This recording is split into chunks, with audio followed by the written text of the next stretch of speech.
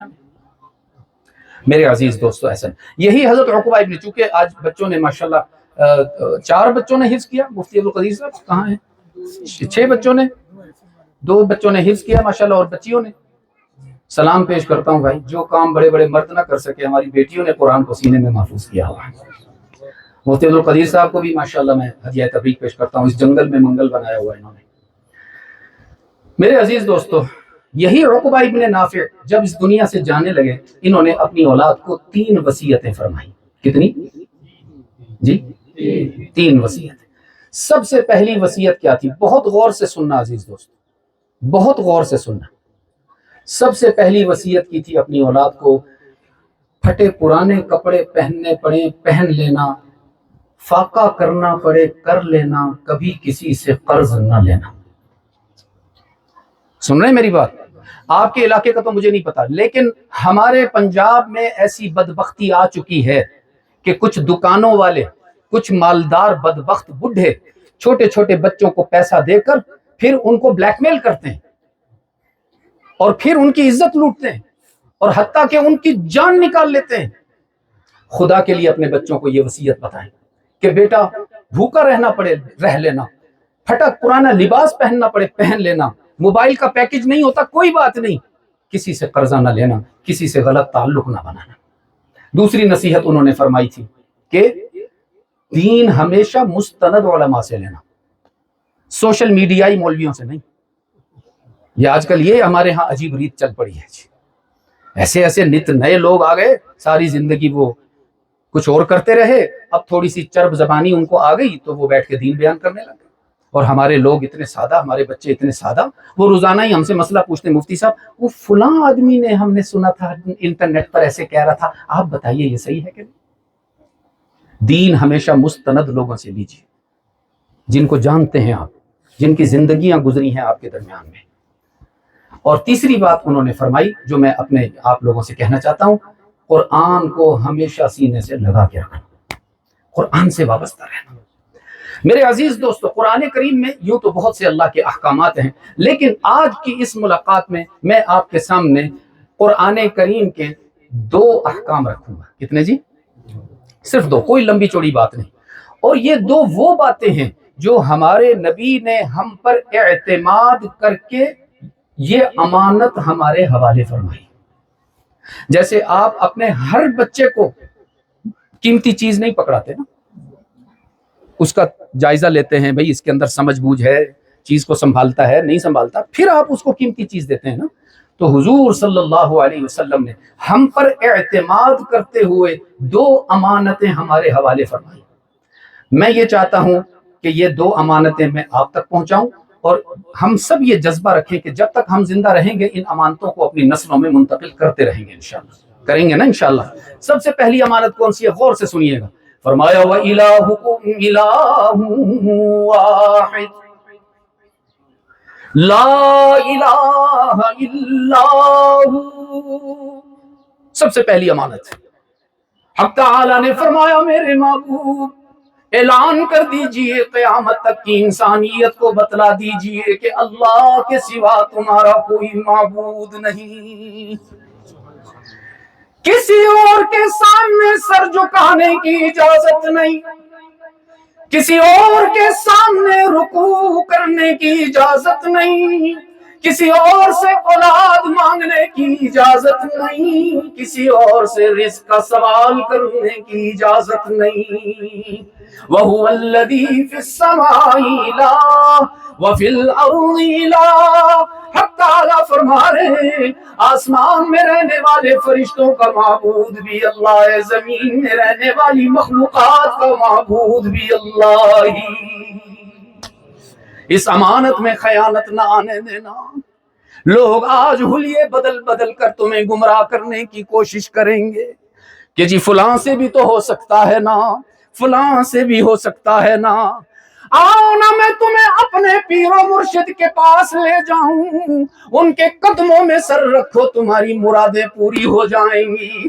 تمہیں اولاد نہیں مل رہی، آؤ فلاں مزار پر لے جاؤں، وہاں کا طواف کر کے آؤ، تمہیں اولاد مل جائے گی۔ تو عزیز دوستو، بالا کوٹ کے روشن ضمیروں، ستبنی کے مسلمانوں، مجھ سے وعدہ کیجئے زندگی ادھر سے ادھر ہو جائے، کبھی اللہ کے ساتھ شرک نہیں کریں گے انشاءاللہ۔ اور کیوں کریں ہم اللہ کے ساتھ شرک؟ رب کعبہ کی قسم، میرے اللہ جیسا کوئی ہے ہی نہیں، قسم کھا کر کہہ رہا ہوں، میرے اللہ جیسا کوئی ہے ہی نہیں، جس نے ساری کائنات بائی آرڈر بنا دی، جس نے ساری کائنات امر کن سے بنا دی۔ آسمان کی طرف دیکھو اس کی نعمت، زمین کی طرف دیکھو اس کی نعمت۔ رب العالمین نے فرمایا من خلق السماوات، کیا خیال ہے تمہارا یہ زمین اور آسمان کسی سائنسدان نے پیدا کیا؟ حق تعالی فرما رہے نہیں، میرا چیلنج ہے، کوئی ہے تو لا کے دکھاؤ نا مجھ جیسا۔ یہ اللہ ہی ہے جس نے آسمان کی چھت کو بلند فرمایا، زمین کا کہا ہوا ہے وَأَنزَلَ مِنَ السَّمَاءِ مَاءً۔